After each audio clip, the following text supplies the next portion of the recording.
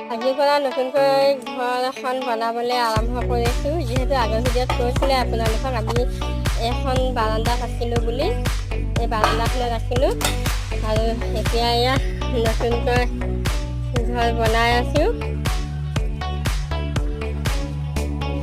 এতিয়া ইয়াতে ঘৰটো বনাইছোঁ।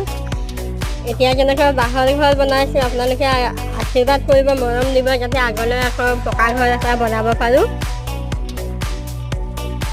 আৰু এয়াই ঘৰ, বাঁহৰ সূতা পুতিছোঁহে আজি।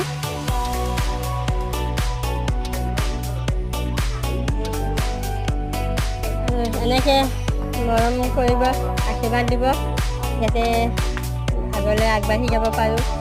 আৰু ঘৰৰ সম্পূৰ্ণ ভিডিঅ'টি দিম বাৰু, কেনেকুৱা হয় চাব আপোনালোকে।